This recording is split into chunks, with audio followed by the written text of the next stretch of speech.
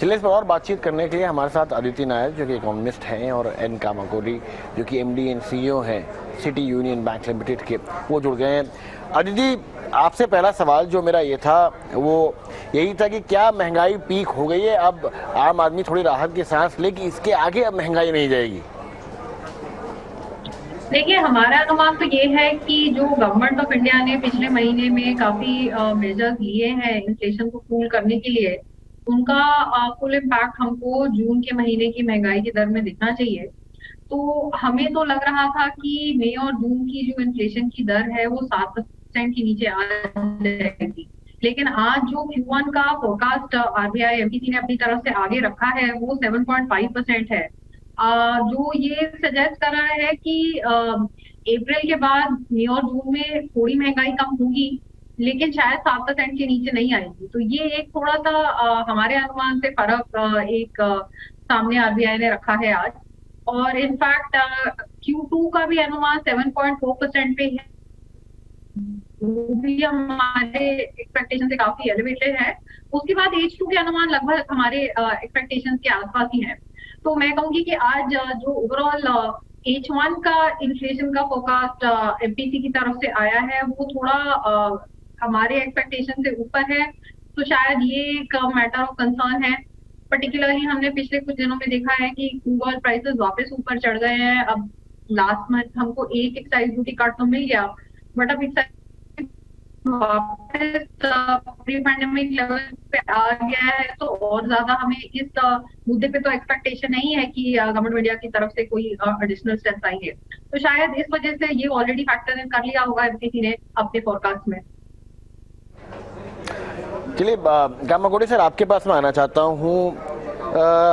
देखिए, ये वाली जो रेट हाइक थी वो तो सब उम्मीद ही लगा के बैठे थे कि होनी है। यहाँ से अब कितनी और होनी है और उसके बारे में आपका क्या विश्लेषण है? क्या आपको लगता है कि इसके आगे अभी और लंबी चलने वाली है ये रेट हाइक्स की लड़ाई, और जो लोन्स हैं वो आम आदमी की पहुंच से थोड़े और दूर जाने वाले हैं? ये हमारा एक्सपेक्टेशंस है। ये साल कैलेंडर ईयर दिसंबर के पहले वो 50 to 75 बेसिस पॉइंट और ऊपर आने के लिए अभी लाइक से हमारा एक्सपेक्टेशंस है। एंड वो फटाक से हो रहा है और 25 बेसिस पॉइंट्स हर मीटिंग में हो रहा है, वो देखने का है। But minimum 50 basis point and maximum another 75 basis point का एक्सपेक्टेशंस अभी भी चल रहा है इन आने वाला 6 महीने में। चलिए एक और सवाल आपसे कामाकोडी सर लेना चाहता था कि इंटरेस्ट रेट कितनी जल्दी अब ये ट्रांसमिट होंगे, यहाँ पे जहाँ पे जो रेट बढ़ा है वो कितनी जल्दी आपको लगता है ट्रांसमिट होगा, या कुछ बैंक अभी नहीं ट्रांसमिट करेंगे इतनी जल्दी इसको? या दी वो लाइक से लोन अकाउंट्स है वो ईबीएलआर में एक्सटर्नल बेंचमार्क में लाइक से डायरेक्टली लिंक हुआ है, वो उधर तुरंत होगा। मगर वो रिस्क प्रीमियम वो वगैरह देखे कम से कम लाइक से ये अभी तक वो 90 बेसिस पॉइंट इंक्रीज में हमेशा वो मॉनिटरी ट्रांसमिशन में थोड़ा लैग इफेक्ट होगा। बट ये ईबीएलआर में वो टाइम टेकन वो बहुत कम हुआ है। सो वो ये 90 बेसिस अभी ये 50 बेसिस पॉइंट वो एक क्वार्टर के अंदर ट्रांसमिशन हो जाएगा। और दी सरप्लस लिक्विडिटी जो लाइक से वो बफर देता है वो भी लाइक से नीचे आ रहा है। सो इन एक हफ्ता के अंदर ये 50 बेसिस पॉइंट ट्रांसमिट हो जाएगा करके हमारा उम्मीद है। अजी, ग्रोथ को आप इस समय किस तरीके से देख रही हैं? क्या, क्योंकि अनुमान हमेशा लगाया जाता है कि जब इंटरेस्ट रेट बढ़ते हैं तो ग्रोथ पे भी इम्पैक्ट आता है। क्या जो डिमांड है मार्केट में, क्या ग्रोथ है वो अभी अपने दम पे इतनी स्ट्रांग है कि जितने रेट हाइक्स हुए हैं उतने झेल जाए, और आगे भी अगर कुछ आते हैं तब भी ग्रोथ अपने आप को सस्टेन रखे, या वहां पे एक चोट पड़ेगी आपके हिसाब से? देखिए, हमारे हिसाब से जो ग्रोथ का अंडरलाइन मोमेंटम है वो बहुत अनइवन है। कुछ सेक्टर्स ऐसे हैं जहां हम एक्सपेक्ट कर रहे हैं कि ग्रोथ अच्छी होगी इस साल, पर्टिकुलरली सर्विसेज सेक्टर में, क्योंकि यहाँ पे अब कोविड का इतना फियर अब नहीं है, लोगों ने वैक्सीन भी लगवा ली है, और ओवरऑल जो इन्फेक्शन की सिचुएशन है वो पहले जैसी नहीं है। तो हमें लगता है कि एक्सपीरियंसेस और कॉन्टैक्ट इंटेंसिव सर्विसेज लोग इन पे खर्चना चाहेंगे। तो सर्विसेज सेक्टर में अच्छी ग्रोथ हमें दिख रही है आने वाले क्वार्टर्स में। लेकिन एट द सेम टाइम जो हाई इन्फ्लेशन है उसका इम्पैक्ट डिस्क्रेशनरी स्पेंडिंग पे आएगा, particularly low middle income section में। तो हो सकता है कि जो एफएमसीजी परचेजेस हैं, जो एब्सोल्युटली नेसेसिटीज के अलावा बाकी जो परचेजेस हैं वहां पे थोड़ी सी डिमांड कंस्ट्रेन होगी। तो इन्फ्लेशन जो है, हाई कमोडिटी प्राइसेस जो है, उनका इफेक्ट हमें दिखेगा और जल्दी दिखेगा, क्योंकि लोगों का जो बजट कंस्ट्रेंट है वो काफी जल्दी हिट हो रहा है उन चीजों से जहां पे इन्फ्लेशन बहुत जल्दी ट्रांसमिट हो गई है आउटपुट प्राइसेस में, जैसे कि फ्यूल्स हैं या फिर एडिबल ऑयल्स हैं या वेजिटेबल प्राइसेस हैं।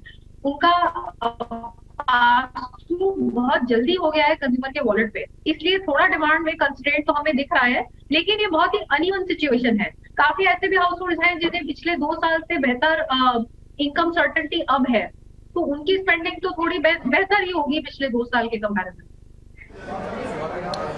जो सवाल मैंने कामाकोटी सर से पूछा था वही मैं आपसे फिर से आपसे भी पूछता हूँ, कितनी और रेट हाइक्स यहाँ से? देखिए, हमारे हिसाब से एक 35 बेसिस पॉइंट्स की रेट हाइक अभी अगली पॉलिसी में, और उसके बाद 25 बेसिस पॉइंट्स की रेट हाइक